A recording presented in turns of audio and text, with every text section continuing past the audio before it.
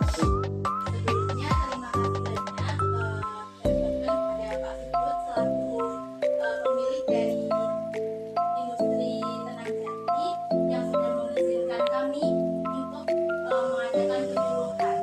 Kemudian terima kasih untuk bapak-bapak semuanya yang sudah menyempatkan waktunya. Di sini saya akan melakukan penyuluhan. Sebelumnya mungkin perkenalan dulu ya. Katanya kalau tak kenal maka tak sayang. Sebelumnya perkenalkan, nama saya Tiara Putri. Saya selaku mahasiswi.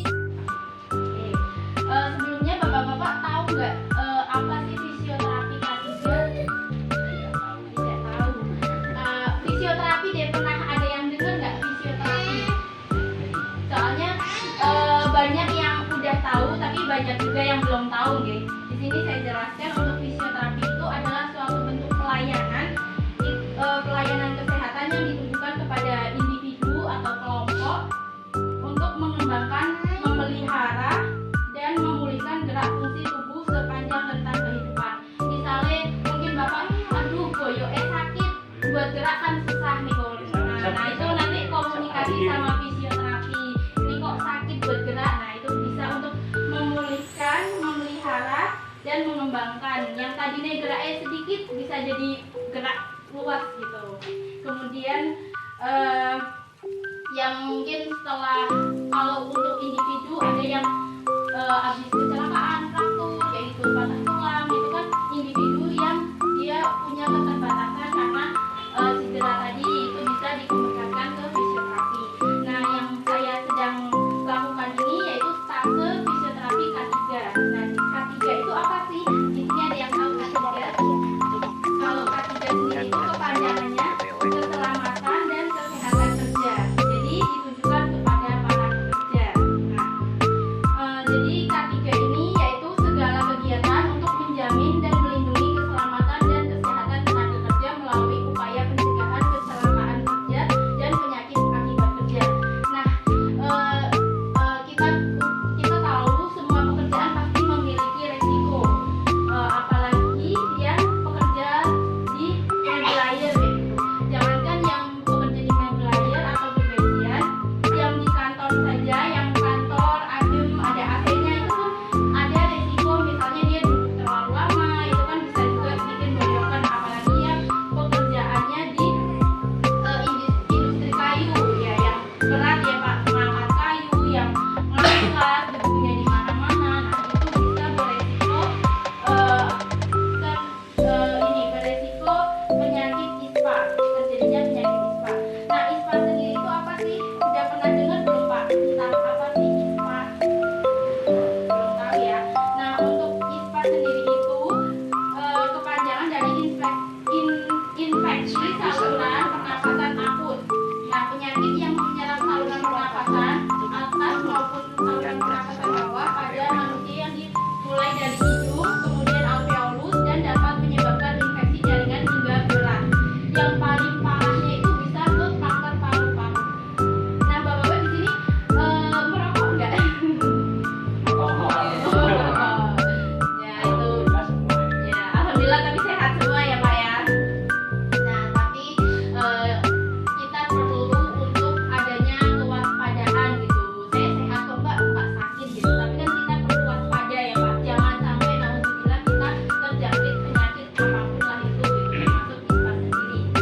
Nah kita juga harus tahu apa aja sih faktor risiko terjadinya ISPA. Itu ada paparan polusi yang berlebihan, kemudian kelembapan udara, kemudian kebersihan lingkungan dan perubahan musim, kemudian tadi paparan asap rokok sendiri, kemudian paparan debu, kemudian juga kalau ada riwayat jantung bawaan.